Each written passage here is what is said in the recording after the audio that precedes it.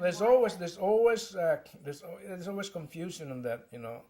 Sovereignty, depending on how you want to define it, but my own definition is that sovereignty resides with the United States because we're part of the United States. There's no state or territory of the United States existing now or in the long-term past where sovereignty resides with the state, and yet the state is a state of the union. Sovereignty in that sense belongs to the federal government. The central government controls that kind of sovereignty. I think sometimes people talk about whether or not we have sovereignty with regards to self-government. We have the sovereign right to self-government. That's a completely different aspect of sovereignty. And I would not even want to use that because it's a misapplication of the word.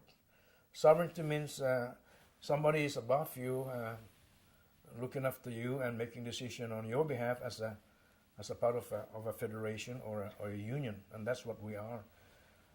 There's no question that the covenant addresses the issue of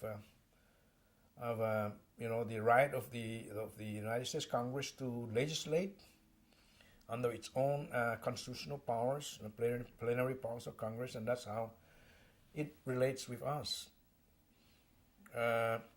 It's a legal constitutional issue that we can debate. People have debated about it, but there's really no resolution.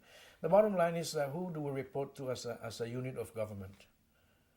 And I don't think that we should be reporting to some other countries other than the United States, and that's really the bottom line. We got to identify who's our closest kin.